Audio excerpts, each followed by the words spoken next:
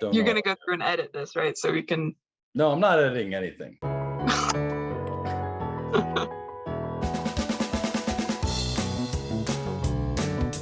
My name is Haas. Hi, graduate of the NC State Masters of Architecture program, but I got my BFA in graphic design at the Kansas City Art Institute. So I kind of consider myself an artist, an architect, and a graphic designer all at once, always looking for opportunities to cross those boundaries and interact practices. So first up we have Nabila. So what are your overall thoughts on the portfolio beyond image, sort of image quality of the textures and backgrounds? Yeah, so this is a pretty good example of a clean standard portfolio where you're going through back and forth from a grid to a full image, which I like that, especially for our profession, because we're very visually stimulated people. So having some detail without overwhelming, I think this is a good amount of detail, where your eye is able to. You can't really see my mouse, but anyway, you're able to kind of move from left to right and then back to get more information. There's some small type things that I would tighten up. Let me annotate.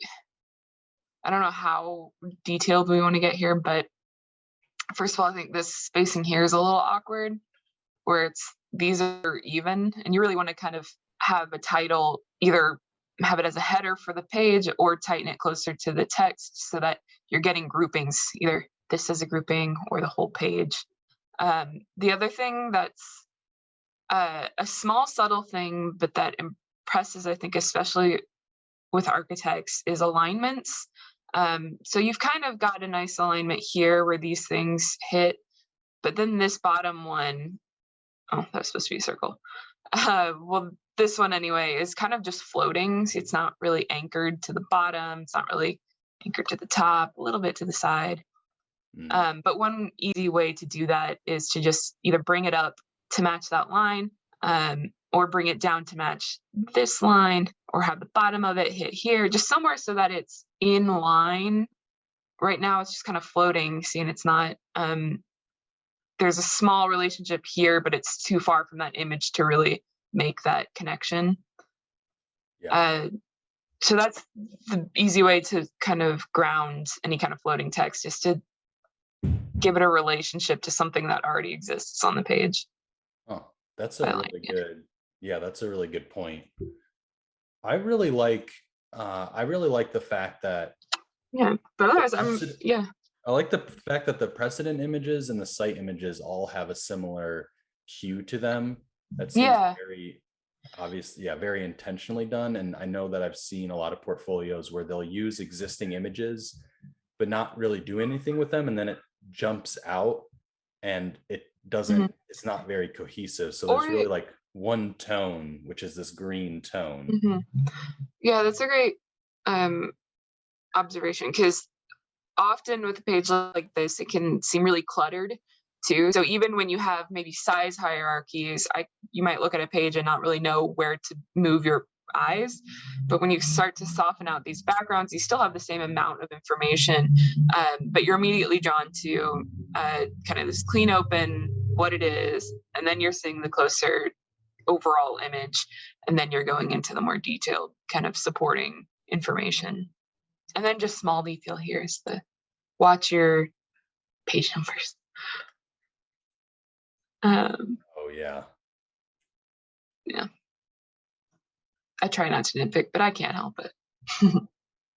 And again, I guess with alignment too, you can see here as well that there's not that alignment as well, like what you're talking Yeah. about. Oh, let me move my. But I do like that there is the professor and the course title. I think that's always helpful information.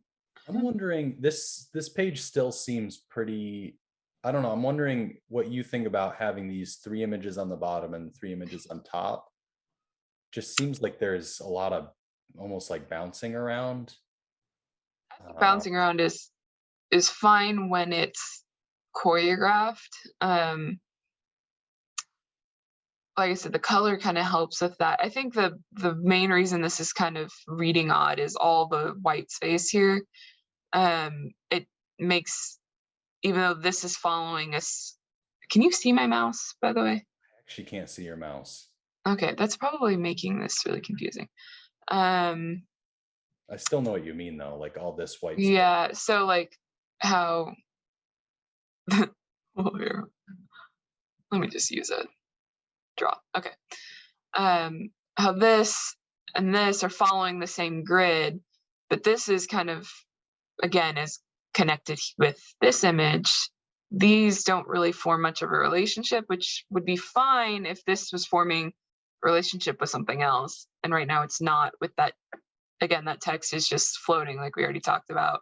Yeah. Um, and white space is hard because you shouldn't be, a white space can be your real, like, best friend.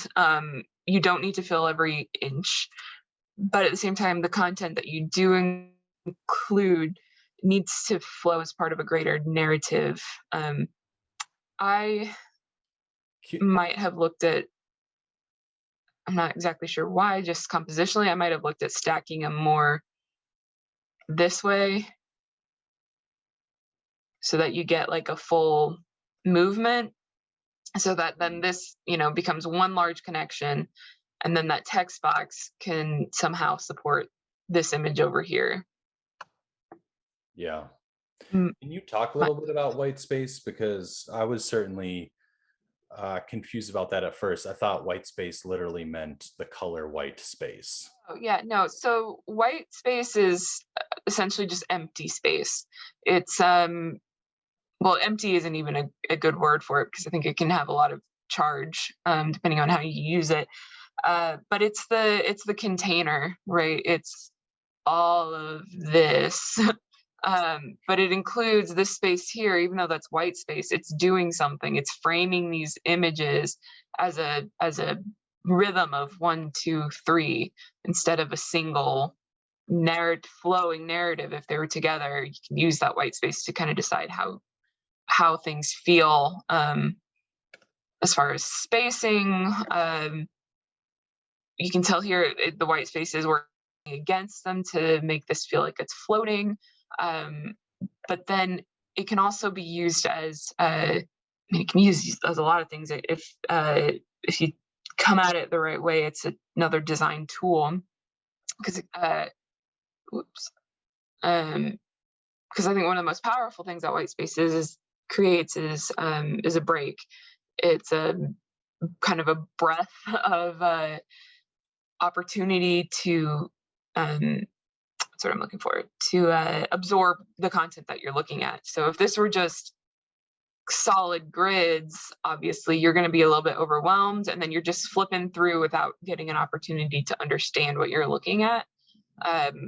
So white space kind of gives you the space to understand and absorb the content on the page. For instance, would this be considered white space here? It could not really, because this is working as a textural element to balance the page, right? So it's still working as an element, whereas white space is kind of working without elements, or working sans element. Yeah. So, but at the same time, yeah, you can have textured. Like if this whole page were textured, or even just half the page or a quarter, Then it would that kind would of still be become white considered white space. space. But because this is working, and I think the reason that this isn't white space is because it works within a grid, and it's establishing that this is 1, this is 2, this is 3, right? Yeah. And so it's still giving you that sense of rhythm, even though it's together. Yeah. That makes But sense. it's still part of it. It's still establishing a composition, whereas white space is kind of, what's left of the or it's kind of the mold that you fit the composition within. So that's kind of a good analogy, actually. Thinking of um, like when you're building a mold, right? The white space is it's your negative space, right? And you need that in order to anchor and ground the actual product, or that what the production. So you have to have those empty spaces in order to latch onto. Does that make sense? It's kind of I think so. Yeah, no, confusing. It makes like perfect sense in my mind. yeah, no, Yeah. that's helpful. What do you think about the using precedent images? Um, I think it's kind of just depends on the design. I think here is a really great use because I can see the direct translation from precedent to project, without reading anything about it. Like I haven't read any of this text block, but I understand the pieces that they took from each of these just at a glance. So Yeah, when your connection is that strong, I think it makes sense. There are some times where it's you're just kind of inspired by the place or by certain tools or innovations that a precedent used, and I'm not really sure of the validity of including that in your portfolio, because basically I think that if you're going to sit down with somebody and go through this portfolio, if you're not going to talk about your precedent, not even going to mention it, don't put it in your portfolio. yeah, It's you, one of the things that's really hard for a designer to do is to edit, because we're so inspired and excited about every aspect of our project. So it can be really hard to make decisions on what not to include. But in my opinion, I think that's the first step in creating any portfolio, is just sitting down and pulling out what's important. What are the biggest things? Get those down on the page on all the projects, just get it out, and then go back through and organize and think about where is it not quite clear, where do we need to add text, where is the text maybe not necessary, is it really adding anything, or am I just wanting to brag and talk about how awesome this project is. well, Because when you think about who's using these, right, you're sending these to people who are very busy individuals, and they're going through a lot of portfolios at once. So if your main idea is convoluted by all these other additional exciting little things, then it's just too much time and effort to read it. Um, yeah, yeah, well, I and think, I just always remember that these are conversation starters. That's the point of a portfolio, is to just open a conversation. So yeah, if there are things you're excited about, just because it's not a portfolio doesn't mean it's not going to be known, right? yeah. It's a catalyst. So Well, I think if you're going to use, I think in this case, it probably is okay and it probably works. But I think if generally speaking, if you're going to use precedent images, that you would actually diagram over them as a way to explain how you translated it into your project, or as a way of communicating what your project is about. But just as similarly, you could do that with taking these site pictures. You could diagram over those. Like when I see this design versus the trees, like I can see the same idea. Like you have a ground plane, then you have mhm, trees, and then you have canopy, similar to like sure. in the thing. Yeah, and then you have water here. So like that's Yeah, where maybe these could start to translate into maybe like a diagram of how you translated yeah. And I this also, design into that. Maybe that's not what the design is about, but what's the yeah, but the translation? point is that it can be made clear.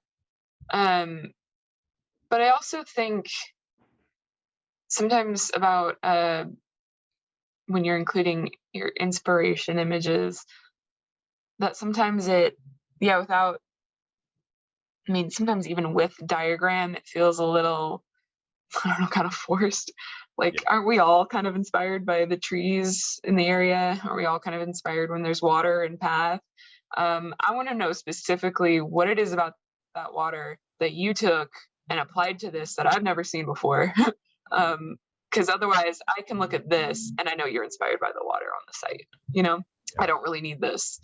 This page, this is the why of the project. Why should we care? Why uh, why did you care really, and why are certain elements called out versus others to lead towards this form, versus I see. the plans and the sections, that's the what, right? That's Yeah. explaining the how of the project really. So I guess the first is the what and the why, and this is the how. Yeah. That makes sense. Makes But I sense. do think like just those 5 W's is a great way to organize books. So this, obviously that organization is not the only way to go about it, but I do think it's a great way to think about organizing the what versus the why. The how and the who is something that I think it's skipped way too often in our practice in general, but especially Yeah. in student portfolios. Who are you working with? What people did you talk to? Were there community members involved? Other students even that you learned from? Well, I don't know if that part gets included, but showing evidence that you were involved with a larger community and you weren't just holed up in a corner developing this project on your own, I think is a valid point to bring forward. I think And I it's would something probably that not a just, lot of studios like do enough of, where you're involved with other members beside yourself and the professor. yeah. I think it But depends on the project though, because like for instance, if this were me and this project, and there were not like the site analysis for me in this project is not that strong, or there's not, unless you went back and did additional work. And so in that case, I would just not, potentially not even have that as a section if that wasn't something that was strong in the overall process of the design. If that wasn't really, I would just jump to what the project is about.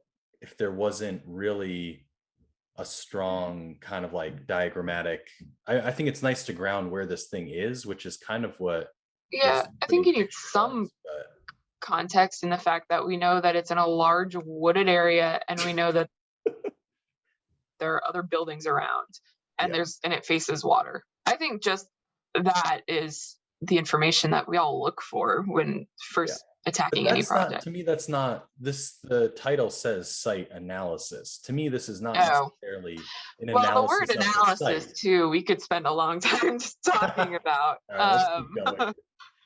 But I think the point is like, I think with any project, there's going to be, what is that thing that you really have, that one thing that you need to kind of like play up Yeah, and communicate.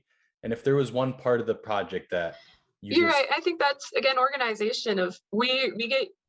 Sorry, I keep cutting out. no, What'd you no, say? keep going, keep going. I was gonna say one of the things that I we see a lot is the organization of starting with, you start with a site plan, you start with, then you go into your precedent or your form or whatever. But I I always like to start with the big money shot and talk Yeah, about why this mattered, you know, and then go into maybe site plan, or maybe the site plan is the last thing, so you see the whole thing in context at the end. I don't yeah. know. I think you could do, yeah, you could play around with that a little bit, I've but we seen do always see that way first. But too does it many, deserve to be? sorry, I cut you off. I've seen way too many formulaic portfolios, and then those start to get really repetitive. They'll like always doing it the same way. And I Yeah. think it does depend on the Yeah. project. Which I mean, formulas are there for, they work for a reason, so I think for people that are doing their first portfolio ever, it's a good place to start, just to organize your projects and see what you have to work with. Yeah. Um, but then I think one of the things that portfolios need to do more of is just play with it, right? Yeah. Because professionals are looking at this as a sense to get to know who you are as a designer, and what you can do. But it's really, I mean, any student that's graduating with a degree, they know that they're to some degree competent, and are able to do the job. But what the reason we want to see a portfolio is to understand, yeah, who you are as a designer, what interests you, what do you really care about in your design. And so having these very tight, gridded, clean uh, portfolios kind of tells me that you you stick to the formula, uh, and you're very careful. Also, But I but get excited by also, portfolios that are messy. Hmm. yeah, but also what you care about, and sort of who you are as a designer, that does change depending on the project. So For sure. it's sometimes Which is hard why I like a to, messy yeah, portfolio. I like things that are a little contradictory and yeah, overlapping and yeah, evidence that you're challenging yourself and that your ideas have changed with each project because they do.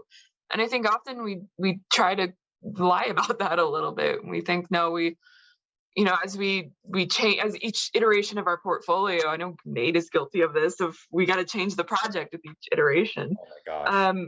But I don't think that's necessary. I like to see growth and change and um, where you learned, uh, and to see, yeah, those. I love to see a contradiction because that means you're challenging things, and you're even if you still don't know, you're taking the effort to figure shit out. Yeah. Although I think if you don't have something that looks good, I just wouldn't include it. Well, what does that mean? Looks good. Like, yeah, like if something just Probably doesn't, not, but looks good. yeah.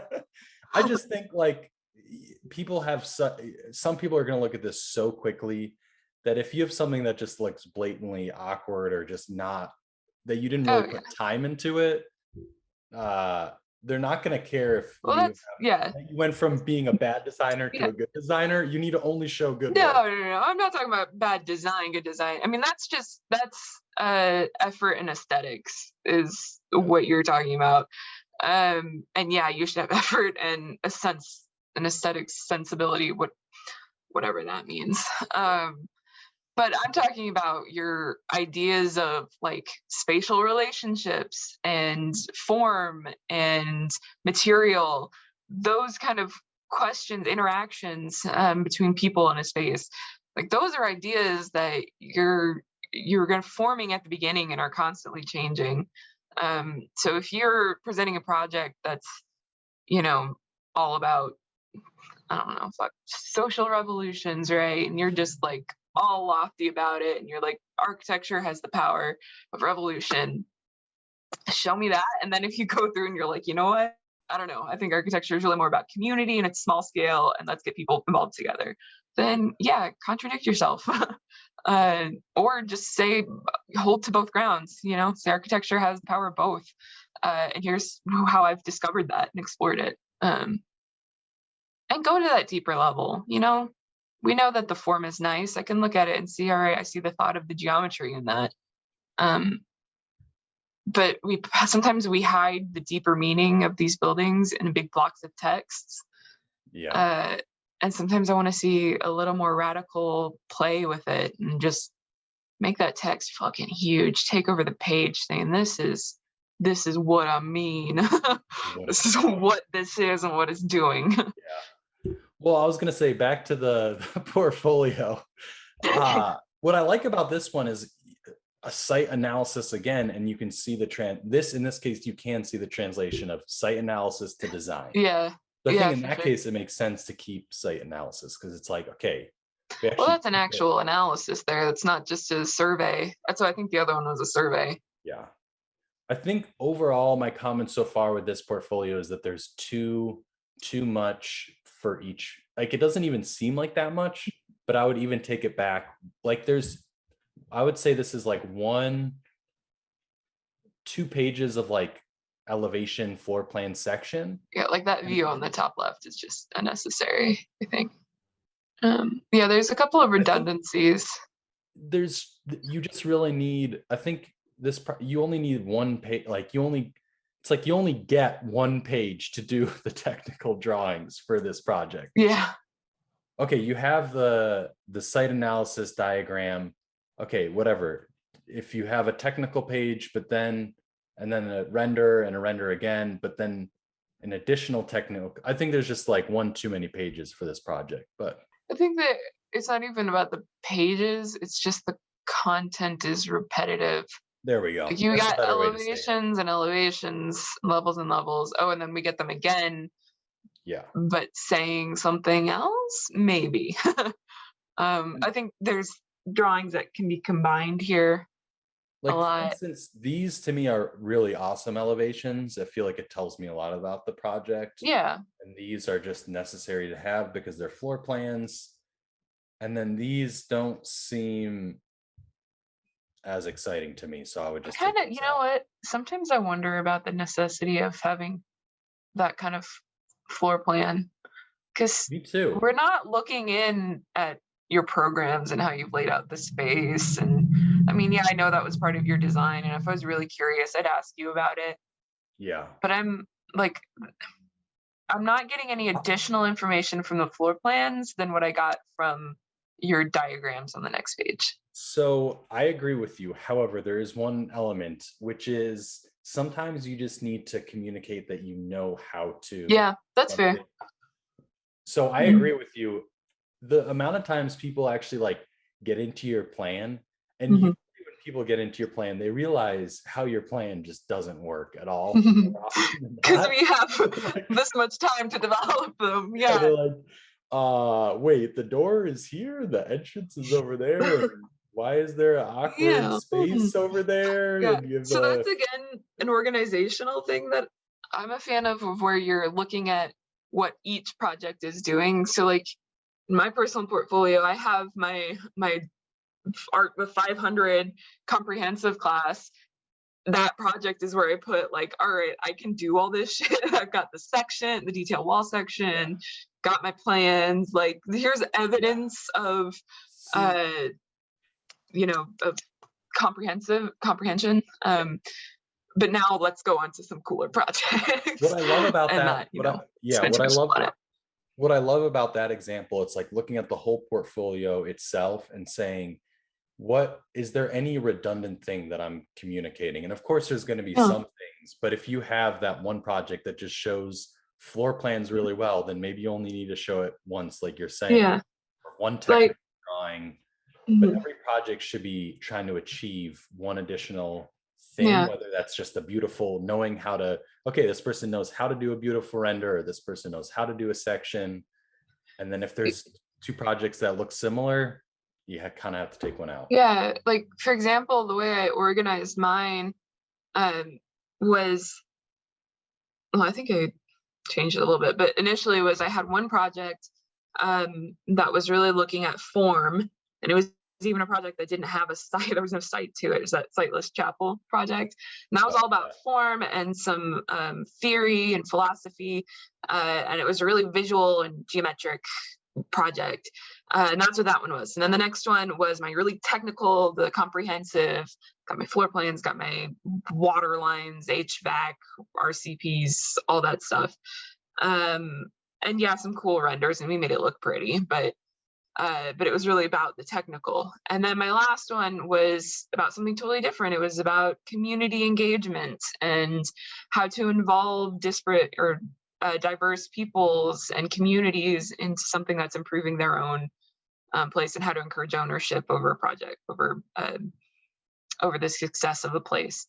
And so then it was had nothing to do with technical. It had very little to do with form. It was about something very specific. And while you can look at it and you can see, obviously, I had thought about form and technical, I didn't feel the need to represent that in a portfolio because I've already shown evidence of competency. yeah, that makes sense. So I just had a quick comment on this page, which Mhm. was this looks like the new design, but I think it's really about an addition, which is in the back. So I would probably gray this Oh, front because I don't think that's the actual. I think it's this is the actual design. So that was yeah, it's a a little little bit misleading. confusing. It's just this volume. It's not your.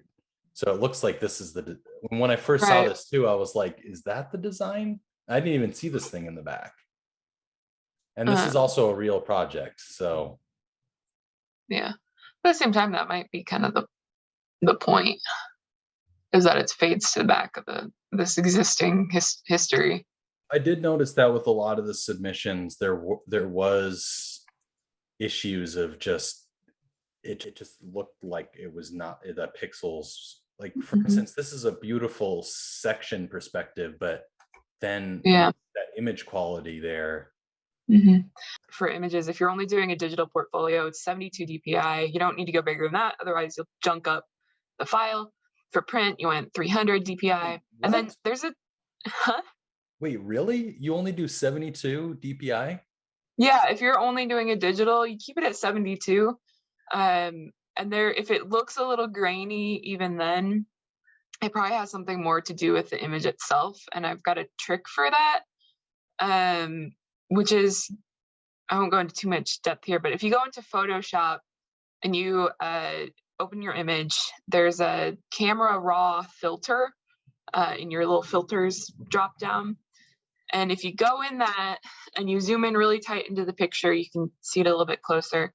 And then you, one of your options on all the effects you can add is adding in grain. And if you add just a little bit of grain, gives it a little bit of texture. When you zoom out, it makes the picture seem so much more crisp and clear, even if it's the same resolution.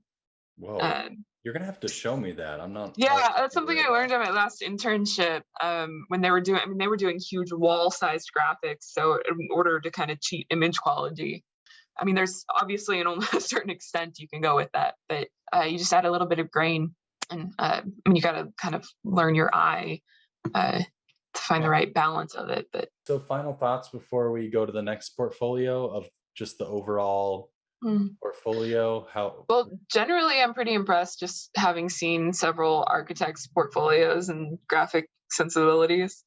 I mean, this is not. This is a very cohesive portfolio. I think like the tone of all the projects speaks to each other, which that's in really this good to hear. example is nice. Um, I think the information, like the content included, other than what we've talked about, is pretty great. I just think this portfolio and a lot of others could use some spice. Um, I, Yeah. I don't really feel an attitude overall about this individual. Yeah. So They've what got would be some some like they've ways to add some spice? number one is type. And my type and color. Okay, well, those are my go-tos. Really, when we look at the graphic palette, there are 5 things that make up a graphic designer's palette, and that's color, image, text, line, and shape. So any of those 5.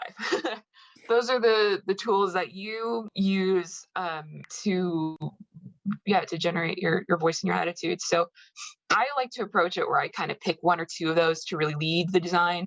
But there's a lot of successful design that just uses all art form really, and a composition exercise. Yeah.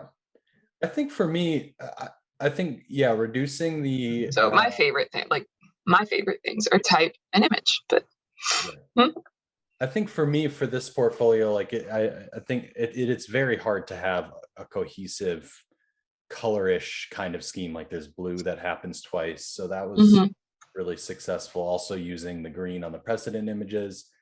And then there's not a, I think the amount of projects is working, but just having less images for each project and really focusing on what is the most important one. And I think overall, like I just realized too, like the only time that we see a hand sketch or really get into like what you're talking about, the spice Process. and the mind of the process. It's like I want to see a little bit of Yeah. the sausage making, bit of the Yeah.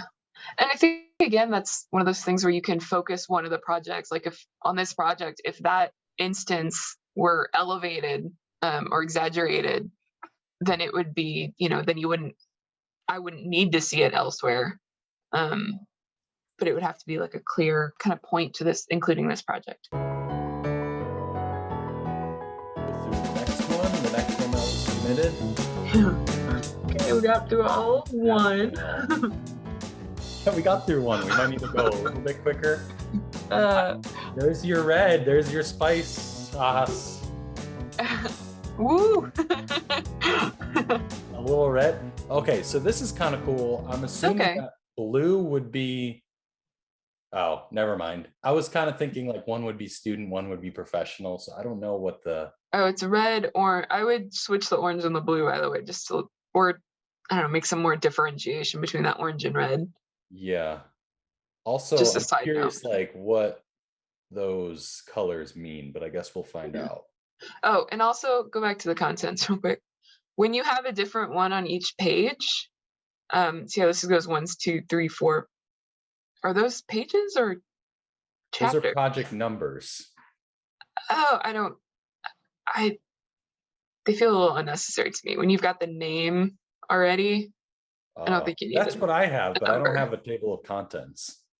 Yeah.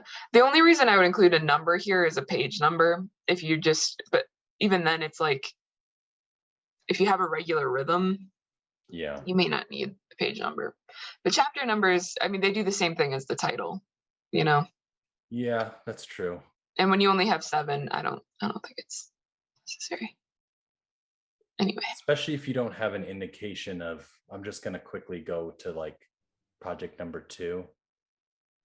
If you're not using a way to like flip through your books to get to a certain, through your projects to get to a certain number. Yeah. Okay. Yeah. Yeah. I think toning down, well, you're not going to like this because you like using color. Oh, it might, wait, Well, not oh, necessarily. but yeah, I wonder if toning, making sure that the architecture is still the hierarchy. Yeah, who was that? I think it was Jensen that taught us about you should always have like what is it, a third of if you're doing an exterior render, a third of it should be sky and then building and then it is sliver of ground. Yeah, I like that. I like that. I use that advice all the time. I even Me in too. my class we talk about that as well. However, if this is more, however, there is also an aerial image, but Well, I think an aerial is more diagrammatic and exploratory. It's not like this wouldn't I would want a yeah, different angle view of this to be the this money could shot. almost be Like like, we don't need to see in here and those the repetition of those doors yeah, for it to be the money shot. Like if we were standing here and looking up, you're still going to get this layering cut effect and the push out. But it's just going to be much more grounded and you're not spending so much real estate on the pavers. yeah. I think if you wanted to, you could do like a smaller diagram that's an axon or an aerial that's just line work and like a black and white, like Yeah, what's called I've like a done that. clay. It's just the massing, right? Yeah, just like a massing clay render aerial, just to Hmm. understand the context, the overall. This is like the first page is about kind of, for me at least, like, okay, the overview. Sometimes like a clay render Well, aerial. it's the thing that grabs you is the first page, Yeah, right? It's the essence of your project boiled down to one image. Why should I care? Get me invested and interested. yeah. All right, let's go to, yeah, I think And, something that we talked a lot about in my class was with my students, like especially with their first posters, how big the building needs to be compared to what the page is like a pretty mhm. tricky thing to figure out actually. And Yeah. it's not something I Well, really thought about too much, but like how mhm. big do you need to make the whole image itself, first of all, and then how big is your architecture within that image? And how is it Yeah. placed in I that? mean, that's obviously a preference and a case to case thing, but my go-to is always bigger and better. Man, I spent a lot of work on this. I'm gonna shove it in your face, like See, take up the whole spread, full image, a little bit of context coming in so it's ground. It's not just, yeah. it's not cut off awkwardly. But I I like the don't, whole thing and I like text to go on top of it, which a lot yeah, of architects especially are scared of text on top of image because that's impure. But yeah. I am here for it. Well, I'm okay with what you're talking about, big bold, but even if it's like, let's say this was your page, I Mhm. still wouldn't want my architecture to get to whatever the architecture is to get. I mean, this is probably okay, but just to not get to the actual, either it goes off the page completely or there's a Yeah. comfortable border where it's kind of sitting in there. Like if that's the architecture, Yeah. that's the site. So that's another kind of way to this is going to make it sound really confusing, but that's another example of White kind of space. using white space Oh even yeah. though it's not really white space. But it's looking at, we call it breathing room, right? Yeah. So when you look at the frames of it, are you uncomfortable? Does it feel tight? And I know designers don't like to hear this, but a lot of design is just it's emotion, it's feeling. Is it comfortable? Is it something that you that you enjoy looking at. Yeah. We forget about joy a lot in design. And Austere concrete. so yeah, when things get really tight and uncomfortable, we don't that does not bring joy. If you want to go off Marie Kondo, um, get rid of anything that doesn't bring joy. Oh Uh, yeah. I like that. I like that. Good so thought. I'm looking at this as compared to this, Yeah. and I'm And wondering, this feels really tight, and the line lengths feel really long, especially compared to sight. um, I, what I would do, I mean, just if I were to make this a really quick fix, so I would chop that right there, bring that image down, bring this site image up to here, right? Or however, and either text above or you switch it, you do the image up top and the text below. That's nice and clear, right? I So you think just there's kind just of, but you yeah. know what I'm saying? Like this could be easily fixed with just some reformatting. So sometimes it's that. And here again is, we haven't really talked yet much about the grid, but that's something that could help a lot here, because you have awkward where this doesn't quite meet up.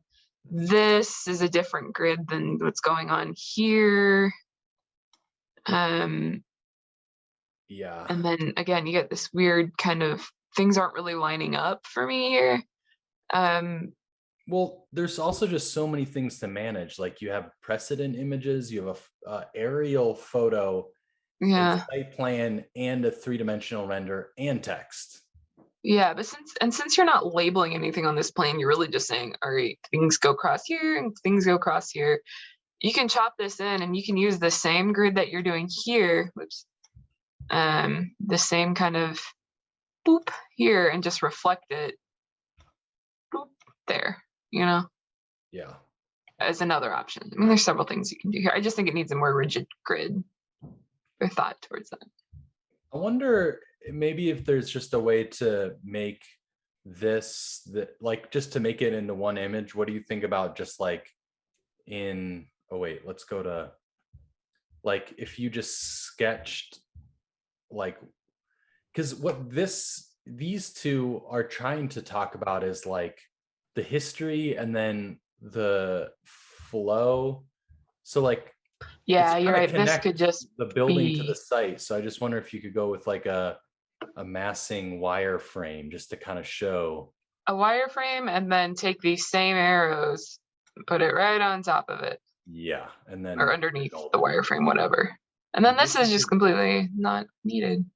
yeah, This not needed. and then you don't need this. And then what I would do is take this image, bring it over here. Oh, I would take this and make it full page and if you're gonna do a site analysis, do a site, like a really deep Yeah, site analysis here. Let us know kind of who's using this, right? The students come up this way. You've got commercial over here. You've got, yeah, what are the really big uses, and then use some hierarchy. Let us know that this building is really important as opposed to, maybe this one's not as important compared to the site. So really that's where type can be your advantage. Make this big and bold or whatever it is that's actually, the design. yeah. Watch the Abigail's gonna have done that on the next page we look at. Yeah, I wonder just in terms of sequence, like I think explaining what the project is about on that first page, like that first and second page to me should still be like, I know you said why and how, but to me, yeah, but like just an explanation of what this is all about. Like what Why is and the what? Yeah, like this is what I would include this as part of the what, right? yeah. What the project is. Well, no, that's maybe not. No, that's really more why. Um, this Those is two part can of the kind of go what. together, but This is the what. This is the process, right? So the how. This is what's included. Um, and then I don't know. This is kind of the why, I guess. I don't know. That's something that you'd have to think about and organize. yeah. Um, I just wonder, like, we're already 1, 2, 3 pages in, and now we're starting to get an Yeah, I would explanation. switch. So if this cover page really needs to be about, like, Needs a little blurb. it either needs like this, I don't know, yeah, the site information, what the site analysis, and then that, yeah, already. This is a nice, I think having this as a diagram is always, Yeah, I like those diagrams. See those a lot. I think they're really helpful for just thinking how you broke it up. yeah. But then again, it's like, do you make something like that a bigger, more celebrated image, like public to private? I think is a nice diagram. I don't think it needs to be bigger. I mean, I get it, you know. This is again where you have Finding like what's most successful about this piece of a art. lot of content to one project. So I don't know what the rest of the portfolio looks like yet, but obviously, but this is I stuff would that, get rid of stairs, elevators. yeah. I Well, would get yeah. rid of this info. I think for me, this project, it's like finding what's the most successful part of your project. And to me, so far, seeing this section is probably the thing that excites me most about. I know we're not supposed to talk about design, but that's the Mhm. thing that excites me most so far about this architecture. So I just wonder if Mhm. like this section could be made just make this, celebrate it, like you're saying, put it in your face and just make it the Mhm. whole, make that section the whole page. And then if you wanted to, you'll probably disagree with me on this, maybe lightly overlay research labs, like that kind of I info. think just if you really are, if this was a building that was designed in section, I go back and forth because it's like we said, we're talking about design, but I would want to see more detail In the section.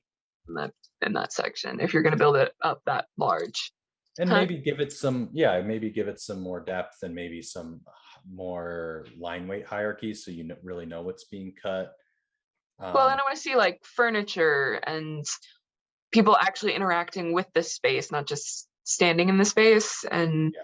like I want to see it in use and things on the walls. And I mean, if you're going to bring it up that large, but that's, obviously that takes a lot, and that has to be something that, is part of your process, is that you designed it in section. There's not really, I wouldn't ask you to go back and redesign that, for your portfolio. I wouldn't redesign it, but it's like, to me, there's so many perspectives, and I don't feel like the perspectives are really telling me about the project that much. Maybe the interior ones, just in that, like, there's a lot of these like bridges and interlapping spaces, bridges. So Yeah.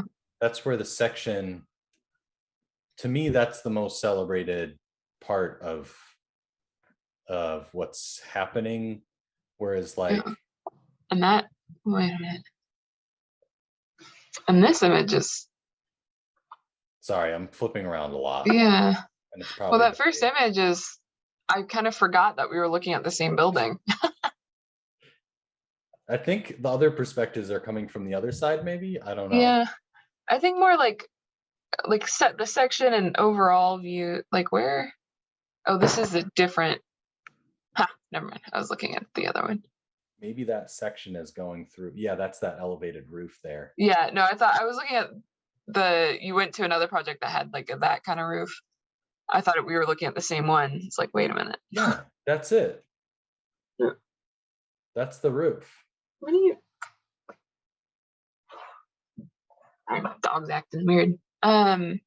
No. But go forward to like her next project. Oh, okay. Yeah, this one. That's what I thought was. Oh, okay. Yeah, yeah. I thought this was the same project. I was like, wait, where did that come from? Yeah. All right, let's keep rolling. This is a cool design. I would probably start with this design. Yeah.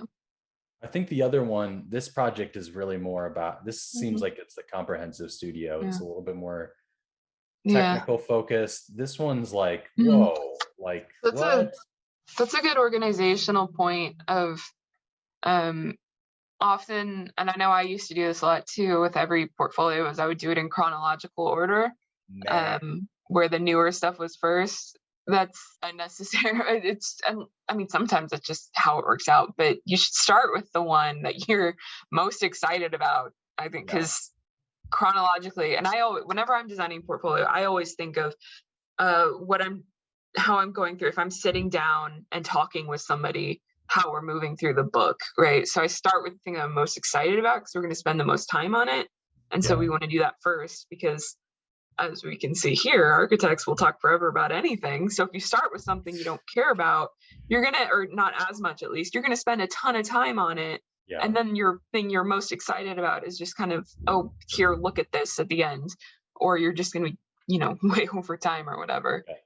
Um, It's nice to end on yeah. a project that you like, or that's, that ends on a Yeah. good note, but I think putting your favorite When project I think first is, you, yeah. yeah, well, I think you enjoy every project that you put in it, I would hope. Yeah. But like for me, I put the first one that's in there is the one that has the most to do with what I want to do professionally. It's the one that I can talk the most about because I'm most excited about the research that went into it. And then I finish with something that is more formal. It had less to do with, the technical, or really it didn't get too deep into the realities of architecture. It was more experimental, and so something kind of fun to look at as we end.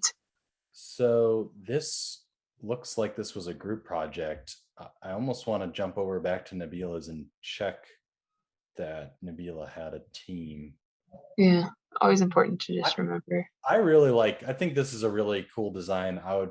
So far, I would put it up front and then just check the image quality on this. It just seems really grainy and not Yeah. high quality. Oh, and I want to, if Really you could cool go design. to right here where it says concept. um Sorry, yeah, concept.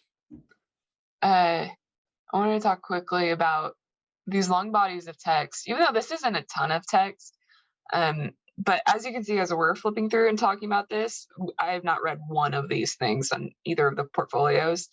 Not to say that nobody will read them and when you're sit down and looking at them, but one of the points that I like to talk about with graphic design is that difference between readability and legibility, right? Like legibility, let me make sure I get these right. I think it's legibility is just the fact that we are able to read it. Readability is the fact that we want to read it. Hmm. Um, so a couple ways to make something more readable is breaking things apart into lists. So if you did multiple things on something, then just pull it out into a list so that we can grab those bits quickly. The other thing is finding things like phrases or word terms to just highlight or bold, um, some way to pull it out of this large text block. And that way, if we see snippets and realize, oh, that's something I do want to learn more about, we can read into it. But I don't have to read this whole paragraph to discover if I want to read it, Yeah. Um, and I think, and this is another example where we get a little too rigid in our templates, um, where we have the heading and then we have our block text, Yeah. And they seem really tight and then we have our heading and we have our block text. yeah. Break that apart, move things around a little bit. Maybe you have some, if you cut away here, maybe you have some big bold text going here saying these are the things that I really want you to know about it. These are the 4 things that we're going to boil it down into, and not in a sense like just the bullet, um, and then you still have that extra information, but I need to be able to pull some things out of that. I think too, like, I don't know, the board, it just seems a little tight. The borders Yeah, it is. Yeah. seem a little tight. Which I get why. I mean, you've followed this, which would be fine if you had more space here than this space. Oddly enough, this space wouldn't feel so tight if you had more over here. I see. This space wouldn't feel so much tight if you had more over here. Or if you lengthened it, if you have more room. There are guidelines. I mean, if you really wanted to get into the nitty gritty of types, there are guidelines for how many words you should have in a line. Like I wouldn't go too much longer with this unless you bumped up the type size, which as a guideline, I like to start at 10 point, just so you know. I tend to do like a 10-point base and like a 14 or 18 heading. Anyway, but we could spend forever on that kind of stuff. Yes, we can. All right. What time did you say you needed to go? I I want to at least get through probably one more. another hour, but Oh, okay. Maybe let's just do one more. another 30 minutes because there's just at least one more portfolio I wanted to Yeah. get. Okay. This is a really cool project. Yeah, this is Frank's part. This is the class I TA'd for. This is a really good one. It is a precedent analysis, but in turn, like you can kind of tell that this Well, person definitely, I mean, at least this is what in my mind they're communicating their portfolios so far, is that definitely like interested in materials and mhm. also just like also kind of the technical aspects as well. I mean, I don't know. Which is why, so having like knowing this project, go back to the Oh, concrete. but it might take a second. Yeah. So know one more other way. I think I'm on the right page, but Does it have the list of concrete? No. Where they're yeah. making the block. Oh, There that's you go. awesome. Yeah, so knowing this project, this was the most important part of the whole thing. I thought hearing about it was they learned as a group how to be like, I mean, this whole building, this project is about beautifully seamless concrete in, in Ondo style. So one of the biggest lessons they learned was how to pour and mix and pour concrete. And they teamed up with local experts and went into conversation with somebody who worked with Tadao Ando on his concrete work, and learned his formula. So that is stuff that's really impactful, and not every student can get that kind of information and experience. So that should be the number one thing that's highlighted on this project. I know, Abigail, you have images of that concrete work where you're working with a local expert. Bring that in, do a little blurb about who that is and what they taught you, because showing where you're getting your information beyond a textbook and a professor is, I think, is vitally important, because it shows that you're taking that initiative to make contacts and learn from those who have already perfected their craft instead of reinventing the wheel, right? Yeah. So if you have that kind of hands-on work with other people, I think that's the most impactful part of the process and needs to be highlighted. Yeah. So that was just a We're quick going to note go on that through project. the back end of this portfolio pretty quickly so we can get to the last one. This Yeah. is a nice, I'm guessing this is undergraduate now. That's orange is just my guess. Oh, that's the Charleston project. Yeah. So I'm Yeah, guessing so other stuff undergraduate. was graduate. I could be wrong. And then this is undergraduate and then this is But I would make that professional, distinction. or Yeah. I don't really know what the color, that's just my 50 or guess. something. I don't know. This also looks like a Well, they student. are all 50. The point is, I would make a distinction about What is what? yeah, what's professional, what's independent, what's graduate, what's undergraduate. That's cool. That's a beautiful building. This to me seems like a confusing way to end. I mean, I get the point that it's did research and things outside of like traditional studio things. But I would add another, I mean, if you're wanting to bring in other interests or other facets, I don't know, either like bring in more projects like that and put it into one spread, or I don't know. Maybe there's a way to Because I like this project. I like that you're showcasing those. social innovation study abroad. Maybe there's just like a little map you could include of where this is. Because it is cool that. Well, it says down there at the bottom. It's in Greece. Okay. It's Like, there. I'm just confused. Like, I don't know what this is about. Like taking pictures of a building. Like, yeah, again, that's where the text I think will be to your advantage if you're pulling out just small portions in bits so that we get why you're including this. I don't know what I don't know what the research was about. Was it about, and like, what about Yeah, taking a picture of this like, elevation that has to do with the plan that, yeah. This is another one that hierarchy and a grid is in dire need. Um, yeah, we haven't talked this about grid is really hierarchy kind of that much. messy. Huh? So we should continue to talk about hierarchy because that's a really important one. It's so important. I Yeah. mean, pick 3 things out of this. That's the big point of why you did this, and do 1 phrase for each, big and bold. I like that. Cool. I mean, it's really just deciding what's important. Why do I care? Why do you care? And why should I care? And make it painfully clear. Yeah. So any final thoughts as I go to the next portfolio? Versus, um,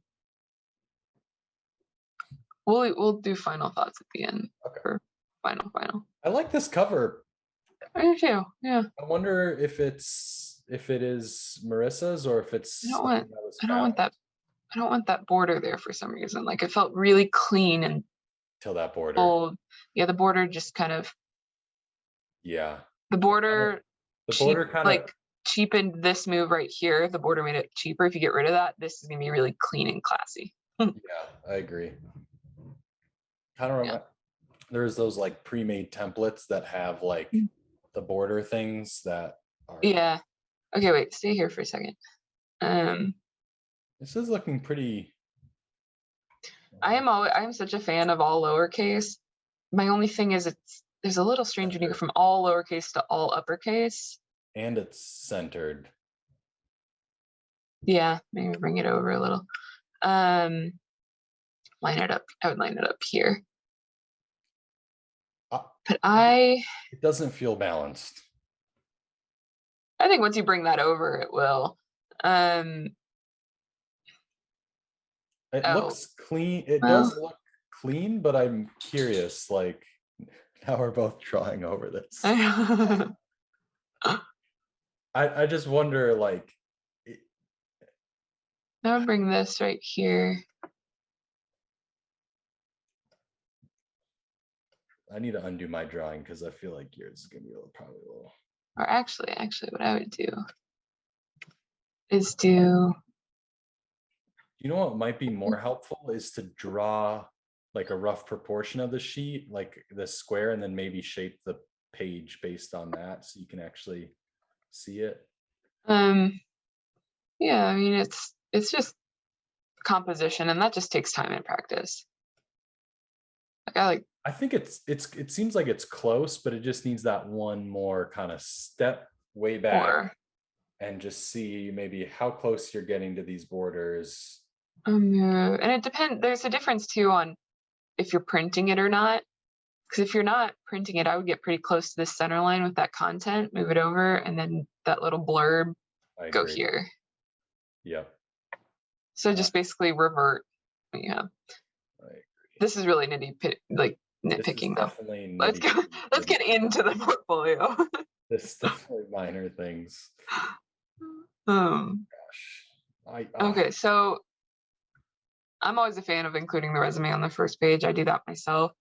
The thing about this is I can tell it's just, which I don't blame you, but I can tell it's just your resume that you put on the page.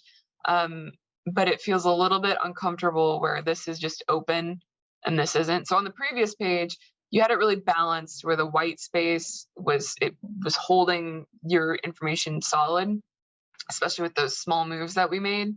Here, it's too striking, the difference. So there's 2 things you can do. Either break up this text and reformat it, which is a big ask, or really easy, you put in an image. I would even call in that big geometry that you had on the cover. That's a good idea. Do that here. That's good. I like that. To balance it out. That's the easiest. I was going to start to say maybe move the name or. Yeah, I was going to start picking this apart, but I think this as a composition on one page works really well. And that's a lot of work because I can tell this is an image and you'd have to bring in all that live text and that would just be a pain. So I would just add something here, either that, or you could even invert it, do an image and then a white negative space. I know you're crafty, Marissa, so you'll figure something out. I think in terms of hierarchy, these just seem like they're jumping out. They're like all capital jumping out just too much. I I don't I know. like the idea of what you had going on the previous page where you had all lower. I love headings that are all lowercase. Um, but again, when you have it next to an all caps, it's a little jarring. So sometimes I have fun with just everything lowercase, even my body text. No, like there's no sentence case. Maybe names are capitalized, but that's it. And I just let everything be lowercase. And sometimes that can be really fun. But otherwise, I mean, I'm not mad at anything that's happening here. I'm not either. I think it's good. But I do also like, I think the role is important. Like, I don't know if were Oh they yeah, add in what you were designer doing, there? Were they a your graphic title. designer? Did they, you know, Yeah, were they an intern? Was it a summer internship? Like, I think yeah, having the title of your position. yeah.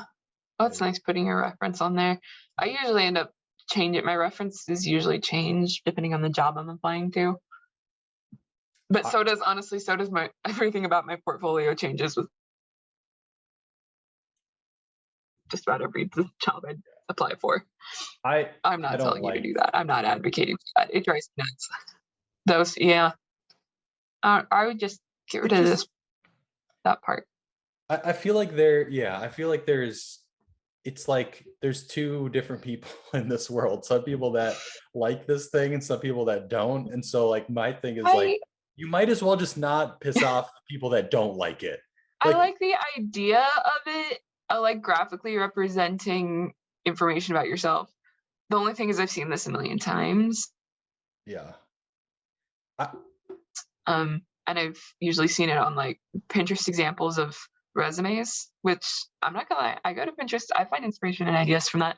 But sometimes there's things that have just like they're starting to date themselves, and I think this yeah. is a one of those things that is starting to like it was really cool at one point and it's just kind of been used too much. And people have done it in so many different ways.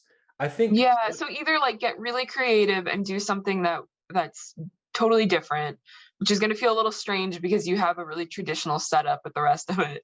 yeah. So either you go all out and all of it is kind of you're challenging the traditional formatting of all of it, or just kind of let it be. So do you know what I did recently, which I don't know if it's a good thing or not, but Same I with this. actually, for my software proficiencies, especially with like Revit and also Rhino, like we could actually at the end of it maybe just quickly look at it, because I Yeah, actually wrote like what I've done in that software, like the highlights.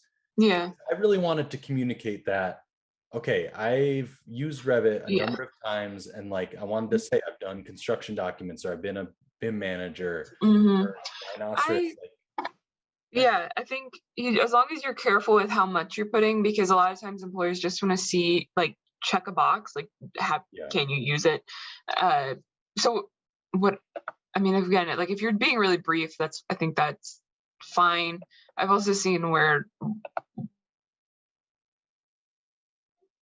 put it up in the experiences where I'll put in like they did here with CAD and Rhino and like go into more detail yeah, up here. that I think either might way be would work as long as you're really brief down here. yeah, that might be a better thing to do, is actually just put it in your experiences Yeah. itself.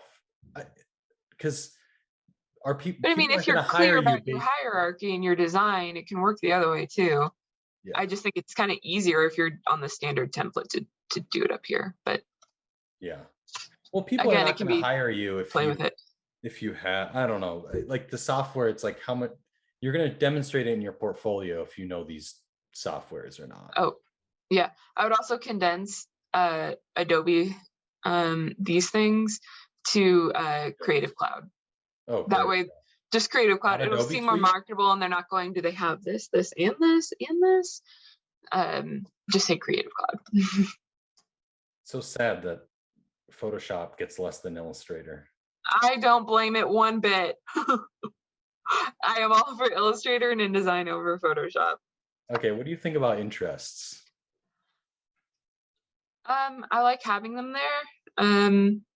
These feel a little, we're going way too in depth on this. Yeah. Wow. We need to I keep going. I would, I would just get rid of the title interest, get rid of these. Put that over here. Put in, maybe it's an image of something that you do. Like, you do really cool craft things, I know. Maybe you have like a gridded collage, like a really tight grid of all these images of this. I'm saying this because this is what I did, a version of what I did on mine, of all these other things that you do to show you have a life outside of design. And then maybe you call back that geometry from the beginning, and that's just negative space. Yeah. And you don't need to say interest. Like, we get that that's you and it's what you like to do. Yeah. Just an idea. I think there's more creative ways than an icon. I feel like This is kind of this cool. is looking really good, by the way, but I Yeah, feel this is like pretty cool. seen this format before. It's something I like it here because like you it. have this high texture, really busy image bleeding over, and this is really clear, clean, and centered. Okay. I'll concede. Just to cut you off from what you were about to say. No, I like, it's not that I don't like it. I just feel like I've seen that format before. So I wonder if there's just like a way to If there's make, anything wrong with having seen it, though. that's true. That's a good point. It's so hard to say there's a balance, because we were literally just talking about that in the last page of, oh, I've seen this too much. But I think it's something that's still relevant in this current, like, where we are. I don't feel like it's dated yet. There's an attitude. That's what I like about it, is that there's an attitude to it,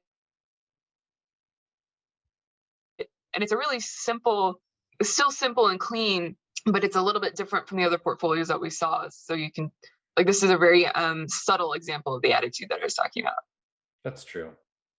Also, this does not, I don't know, Yeah, that would go down the below, I think. instructor, location, year, like, because it doesn't line up with anything, it just seems I would have it run as a heading,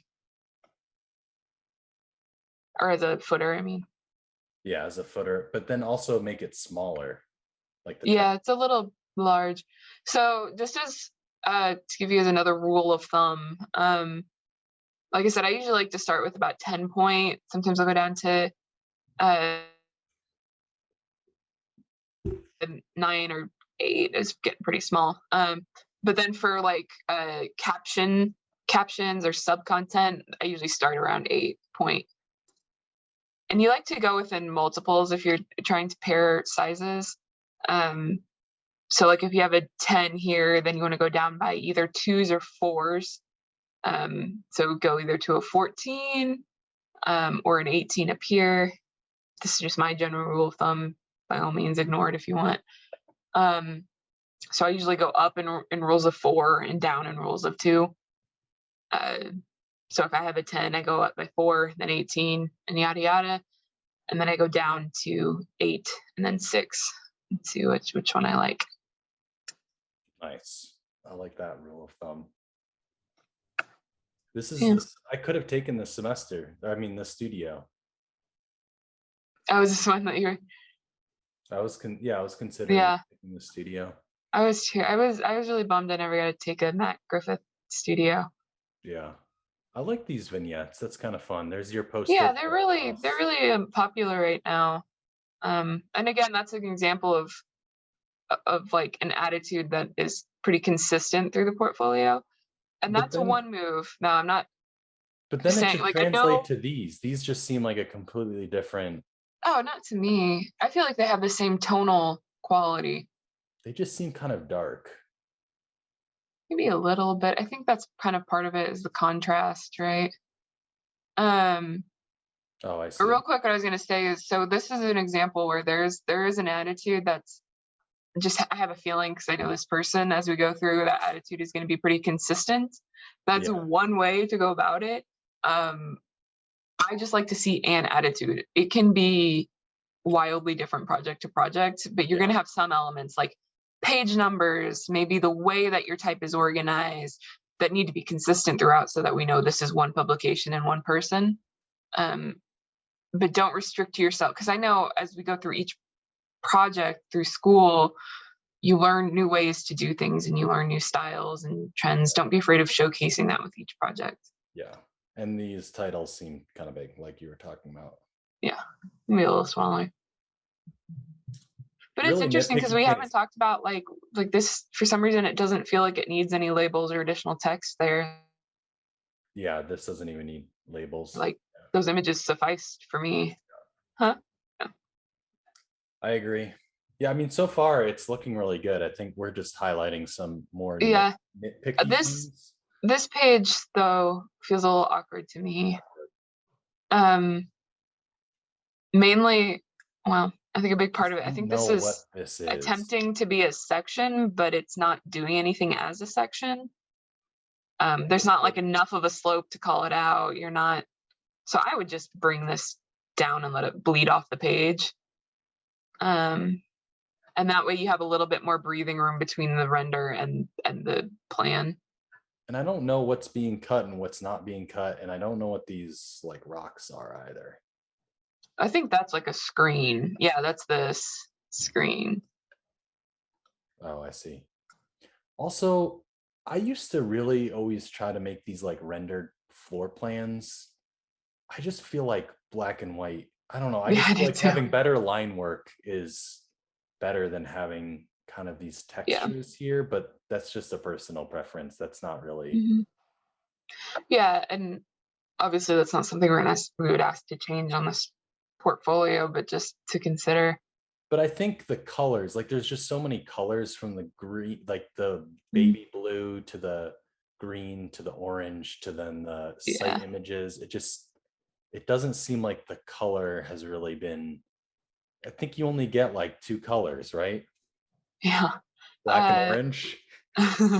I well, No, unless you're I'm me, and obviously then you joking, just but do there the needs whole to, like, gambit. I think you can have many colors, but it needs to have an intentional color palette. Like Yeah. when you go back to, oh, that's a good idea to put those, like here, Well, this just has an because this is a intentional, really linear like elevation, you having can that put support, those. that grid support it. I like And that. then you've got kind of room for this to breathe right in the middle if it's a digital. If it's a print, obviously you're gonna have to rearrange. Yeah. I'm Oh, flipping that's really back and helpful. forth. I would switch these pages, by the way, I because just this wouldn't is really even helpful in have this understanding the page. building as a whole before we go into the details.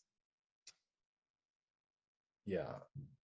Because like this floor plan, This could be the it's not a opening. traditional floor plan, so it's kind of confusing. But when Yeah. I see it as this overhead, it makes much more sense. So I would switch those two pages or those two It's a, spreads. it's a cool like design. I would maybe even Mm, make this the first page because this is like, oh, you think? kind of Yeah. gives you the overall like, because Go back to the first page. What was the first one? this was like already too specific. You don't know the whole, like, and this floor plan doesn't Yeah. really give me the overall. So it's like immediately going to the details and the snapshots without knowing what the whole Yeah. thing is about. Yeah. And you can do some things where leaving it just like this, if you took this much and you lowered that opacity down like to 20% or so, you could take that exact same text that you already have on that page and Yeah. just lay it on top. Oh, that would be awesome. I love that. Boom. I love that idea. $20, Marissa. It's 20 my design fee. bucks. No, that's like $200. Are you kidding? That could be the making, whatever, 55,000 to 60,000 or 50,000 Yeah, 5,000. you just pay my salary. Yeah, and then you Anyway, invest that in in yeah, cryptocurrency this is and another example where that can just be 109. I think Anyway. that, Yeah, so this is like an example of what I was just talking about with the other one. yeah. But I would grow this image even more. Hey, wait. I went back. I don't know what it is. I don't know if it's issue. It might be issue, the thing, but it And seems like then image quality is low. And I don't know if that's It could just be because you're sharing the screen too. Okay. So I would grow this image and let that context just exist text really lightly. Anyway, but that's the same thing. That's what we just talked about. But These yeah, are it's this nice example details. where we're getting an overview first. Yeah, I like seeing these details. I think that's cool. I don't Yeah, know. and it's good that it's like you can focus on this kind of detail on this project, but you're not going to do that on all of them. Yeah. I'm also skeptical of rendered. I've done that too. I have rendered floor plans, and Yeah, more I've done often it too. more often than not, I don't like rendered floor plans. I so I rendered floor plans before I knew Revit, and I would do it all in Illustrator, and it was a hot mess. Yeah. This is really nice. This is a great. Might want to cut more of this and let it be a little bit bigger because I want to see some of these details a bit more. And again, it depends on it. If this is pure digital, it's fine. But if you're going to print it, this center line is going to be problematic. Yeah. I also think like there just needs to be like a consistent line that it Yeah, just seems you like should. it's I mean, I was just going to say fill it in. yeah. Well, it just seems yeah, there's too many varying line. Yeah, and that's where I've seen, like, if you're going to do this rendered section, which I think here works well, you could do that as a texture down here. Oh, maybe they did Yay, I love make these it. kind of Nice. Kind of brings it back to the Yeah. brings it back. Oh, there's Fate. Nice. Fate and Brenna and what else Oh, do I know? sorry. Oh, I like We were gonna this. look at Fate's. I did have Fate's portfolio queued up, but since we only got through 3, Oh, yeah. Well, this is should awesome. have known. I like this with the concept sketch. I say I love this is what I'm talking. I love text and I love diagrams over top of an image. Yeah. I would just carry that through like every single page. Like this get too many things. Yeah, this is I would just real quick if you're gonna just I don't know about on this spread, but there might be some other changes we want to make to the spread. But for future reference, if you have white space that's like bleeding into white, add a border around it so we know what the heck is going on. Just a quick tip. Don't know if this is the right perspective. Yeah, I would say that regardless of what's on the page, just general rule of thumb, if you have white that's leading into white, color that's leading into the same color, Interesting. frame it. Well, I don't know about that though. Unless you have it extending, which is always a fun What about game to those? play. Yeah, like what about those like things where there's like, the architecture and there's a circle and then there's something that extends. Yeah, well, you have to, but that's not what's happening here. Then extending. you need to frame that extension. Yeah, I see what you mean. Which, by the way, is what I did in my last studio, as I framed it. Cool. I like the physical models. I do, yeah, and I like it clean like this. More details. I think that's okay, though. I think that's okay. Whoa. Okay, this is a total like tonal shift. I love this collage though. Yeah.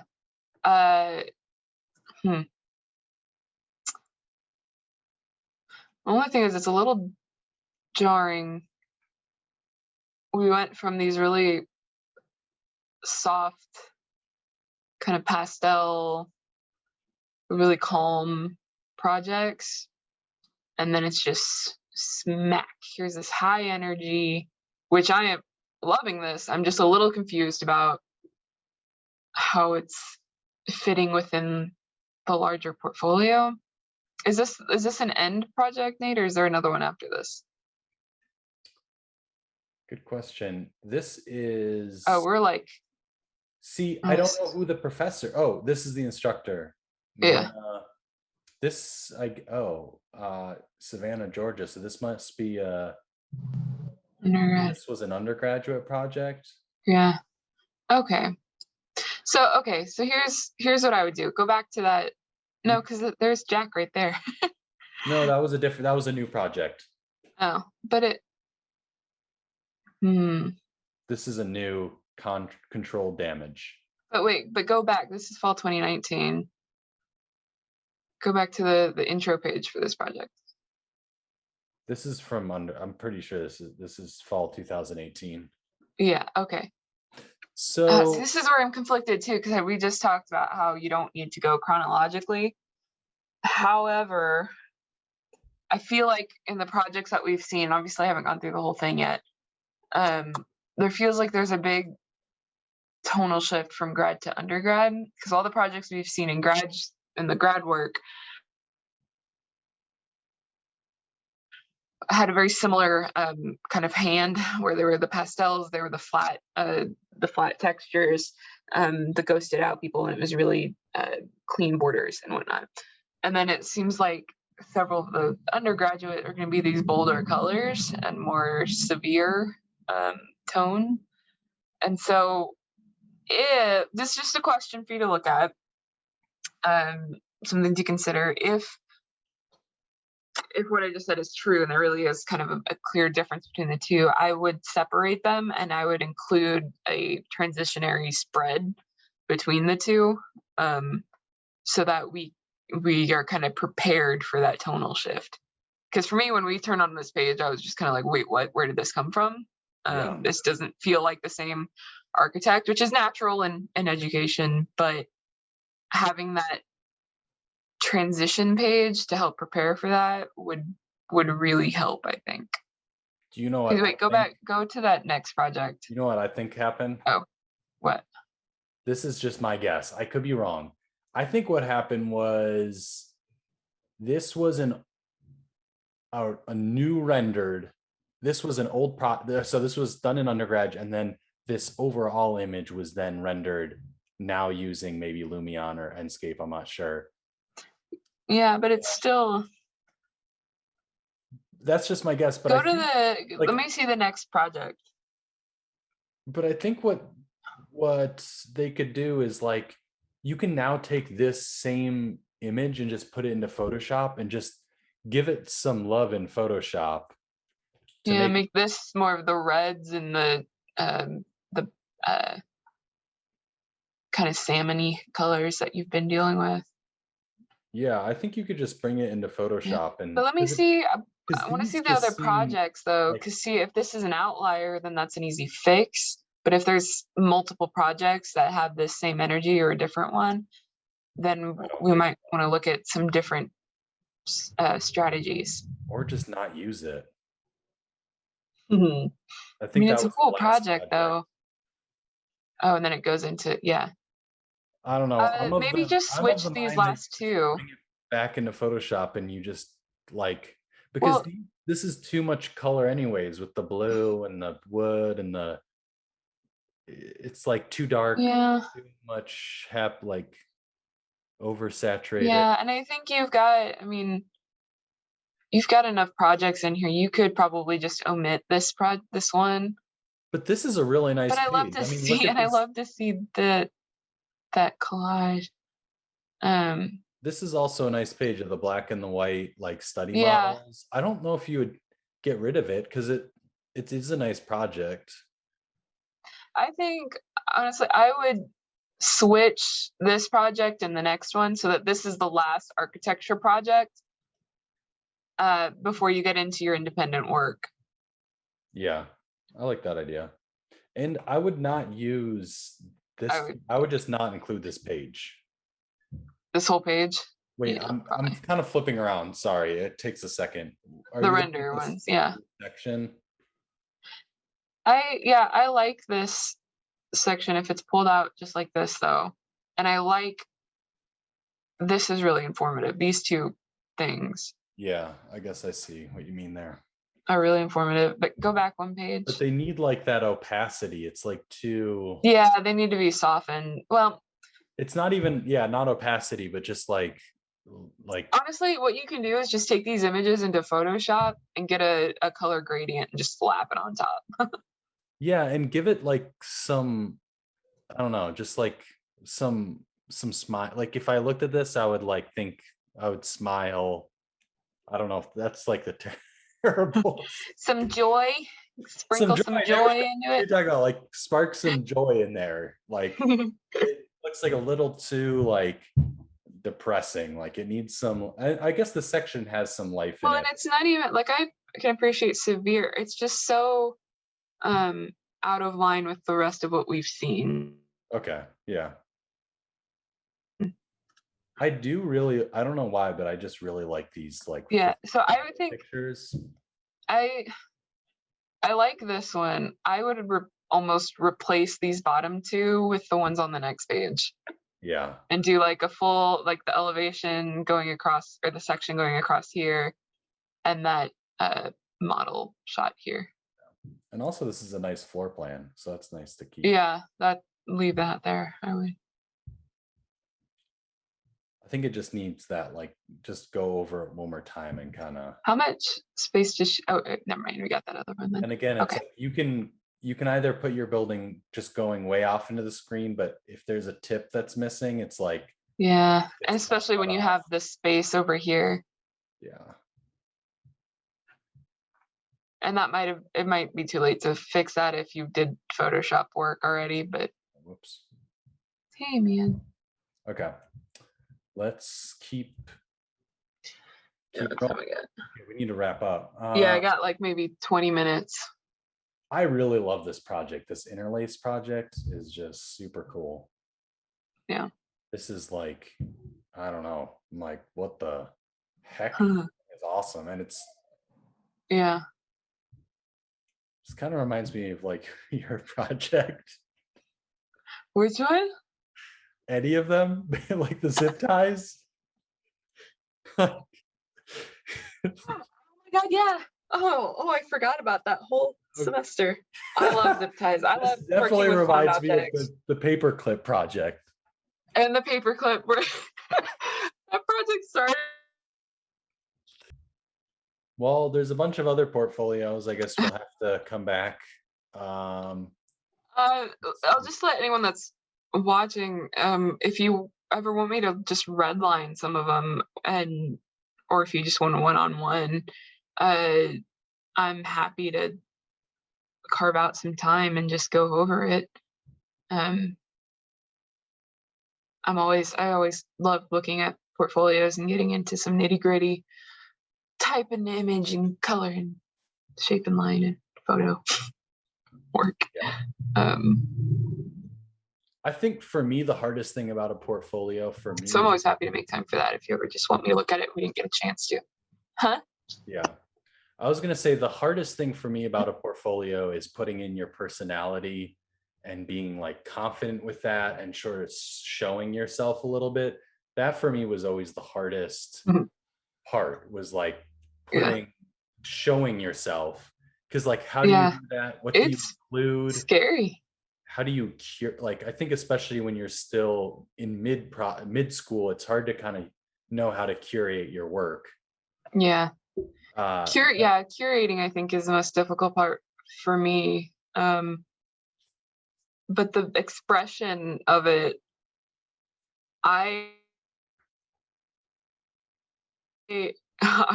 obviously the opposite here, where it's just like I go full ham on just throwing in whatever energy I'm feeling in that moment, and then it's a challenge. You got to rein that way back in and tighten it for me. But sometimes it's just kind of like with any design process. Sometimes you just have to sit. You just got to make a mark. You just got to throw a bunch of shit at the page, see what sticks, and then start finessing and getting it tighter and tighter and get fresh eyes on it and be bold and make something ugly, and then refine from there.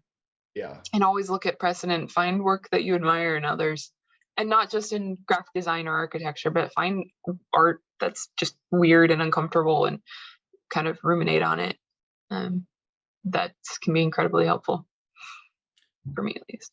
Yeah, especially having someone else look at it, because I think we kind of we understand the project, so we forget that when you first, a lot of the times when I look at portfolios, I just don't understand what the project. It seems like I can't even see the project itself. It's like I can't understand it. It's just like hard for me to like it's just all information. Perspectives are like too close up. None of the ones that we saw today too much, but I think just that what you were talking about, readability and legibility, and when you give it to someone, then they can say like, what is this even about? This is confusing. You can kind of Yeah, hierarchy is the number one most best friend of designers, is pull out what is important and throw that in their face, and then you get a little bit more detail, and then a little bit more, and then a little bit more. And I'm not talking chronologically, but I'm talking scale, mainly scale and I guess amount. Congratulations, you made it to the end of the portfolio review. Please let me know what you thought of the video and the format of how we did the review. And also please submit your portfolio in the future so that we can review your portfolio. And if you like this video, please like and subscribe and support the channel and stay up to date with all the latest videos that will be coming out in the future. Awesome, have a good night. See you later.